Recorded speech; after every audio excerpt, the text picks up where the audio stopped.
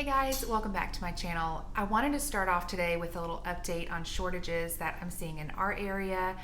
I'm really happy to tell you that I'm really not seeing many. I did go out this morning bright and early as soon as Aldi opened in hopes of getting our turkey for Thanksgiving, and they are completely sold out. So then I went to Sam's Club and I did find 2 hickory smoked turkeys at Sam's, and I bought those. They are a little over the poundage that we need for the number of people that we're having over for Thanksgiving, so we're totally taken care of. But I just want to tell you, well, first of all, if you want a turkey for Thanksgiving and you haven't gotten one yet, I would highly encourage you to go out this week and get that done. But also just some encouragement. If you can't find one, like when I went to Aldi and I wasn't able to find one, or I was greeted at the door with a sign that said, "We are sold out of turkeys." I already decided that's okay. Like if I don't end up finding turkeys at all, we're just gonna switch gears. I will have a talk with my family tonight. I will text the few extended family members that are coming over and get everybody's wish list. Like, what sides do we want this year? Hey guys, turkeys are gone. What should we do for meat? I was already thinking we could do a seafood dish, we could do beef Wellington, we could do a roast, maybe a ham. I'm not sure if they have ham in stock yet in a lot of places. But anyway, don't despair, get creative, come up with a plan B if you can't find a turkey. The memories will still be there. This would be 2021, the year where turkeys were gone. So basically, I have not seen any other shortages in our area in the last several days. I've been to Sam's, Costco, Walmart, and Aldi, and everything has been pretty well stocked. Every time I go, there are workers stocking more shelves. So that's been very encouraging to see. I know there are rumors about what could happen over the next couple of weeks as we get closer to Thanksgiving. Again, I would encourage you to go back and listen to my food storage for beginners video. I also issued a challenge, which I'm going to wrap up in this video. I'm going to link all of those below, as well as links to my latest pantry tour, where I've just given some tips and encouragement to help you prepare your family, no matter what is coming around the corner. All right, now I want to wrap up the end of our food storage challenge. If you have no idea what I'm talking about, go down to the description below and watch my food storage for beginners video, where I issue a challenge at the end to keep track of your family's suppers for the month of October. Obviously, October has come and gone, but you could pick it up in December. Of course, November and December, everyone's suppers are going to look a little different because you have holiday activities, parties you're going to, dinners you're hosting, but it's still a great place to start tracking what your family's eating and how much, and then basing your food storage on those quantities. All right, so let's jump right into what we ate the 4th and final week of October, and then I'll get into sharing the results. Monday, we had cabbage and kielbasa. This is a simple favorite in our house, especially as we get into the colder months. For our family size, I used 2 pounds of kielbasa, turkey kielbasa, smoked beef sausage. Really, you can use any of those according to your preference. 2 large heads of cabbage, and sometimes I'll add diced baby carrots or even potatoes. This particular night, we just had cabbage and kielbasa. Tuesdays are date night.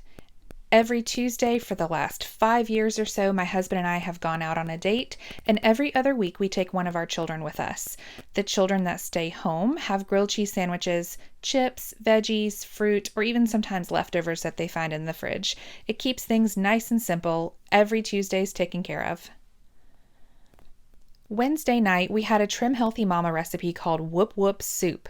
It's a silly name, but the soup is so delicious. It's a wonderful comfort soup, especially on a cold night. The base is chicken broth and ground sausage. You add spinach at the end. It is so good. I'll leave a link in the description below. Thursday night, we had West African peanut stew. This is one of my favorite meatless recipes in the rotation, but I learned this time around that not many of my children like it anymore, so we'll probably take it out of the rotation. I plan on doing a video with this recipe in the future because it's so simple. A lot of it is just stuff from your pantry, so let me know in the comments below if you're interested in that recipe.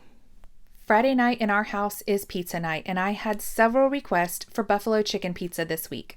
I don't know if you have mellow mushroom pizza in your area, but we have it in ours, and they make a really good buffalo chicken pizza. It has chicken, bacon, of course, buffalo sauce and ranch, caramelized onions. It is so good, and it's really easy to replicate at home.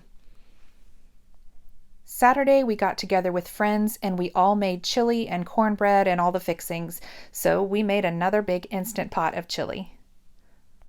Sunday, I was in the mood for hot sandwiches. I pulled out several things of leftovers. We had some hot dips that we set out, my cowboy candy that I make from our garden jalapenos, poured that over some cream cheese and served it with wheat thins, and then we had hot ham and cheese sliders. I'll start off by saying I was very pleased with the results of this challenge, and it left me wanting to do one for breakfast, lunches, and all the bread products that we make from scratch. I have truly found this to be the best method to get a good, simple, and clear picture of what all my family eats in a month and how much. Again, the purpose of this challenge was really to get an accurate estimate of how much food my family of 10 goes through in a month. That is in a regular month. This particular challenge was not about long-term food storage or a grid down scenario where we're cooking without power. That type of plan is very important as well, but that's information for another video. Being a family of 10, we would need an absurd amount of long-term food storage. So we've chosen to turn our focus more to sustainability on our homestead. For example, we hunt and produce a lot of our meat. We have enough laying hens that during the warmer months, they're producing 18 to 20 eggs a day. Right now, we're more down to 8 or 9 eggs a day, but that's still enough for our family.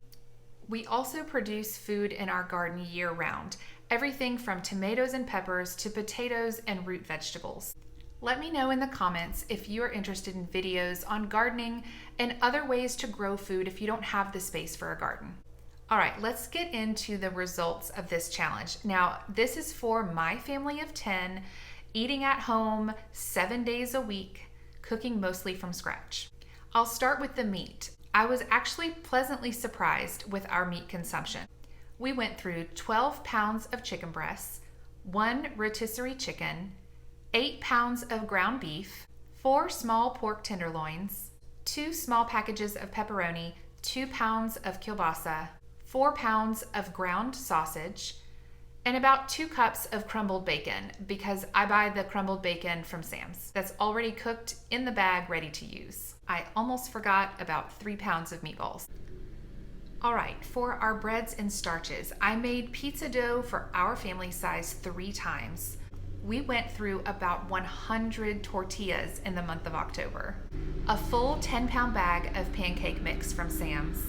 4 boxes of Jiffy cornbread mix, a box of egg rolls from Sam's, which we probably buy once a year. We made homemade rolls twice, and we went through about 10 dry cups of rice in the month of October. All right, for our fresh and frozen veggies, we went through about 15 pounds of potatoes, 5 onions, 2 large bags of frozen broccoli, about 15 heads of romaine lettuce, 2 bags of frozen mixed vegetables, 2 heads of cabbage, and a large container of fresh spinach. All right, the last thing I'm gonna share with you is what we used for dairy products.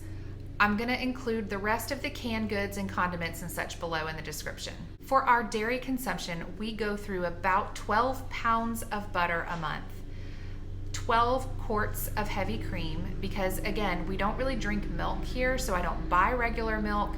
We use heavy cream in our coffee, and then I dilute it when I need it in recipes. 5 pounds of cheddar cheese, about 2 pounds of American cheese, and about 3 pounds of sour cream. I'm looking forward to breaking these totals down a little bit more and then comparing them to what we have in our food storage in our working pantry. Again, I really enjoy a good challenge. I hope some of you followed along with me. If you haven't done this food challenge yet, it's really helpful to take 1 month and break down exactly what and how much your family eats on a regular basis. There are all kinds of predictions about what the future months are going to look like with regards to food supply in the US and around the world. The very best thing you can do for your family is get prepared. It is not too late. All the grocery stores in our area have full shelves, so make a plan for your family and see how you can start to prepare if you haven't already.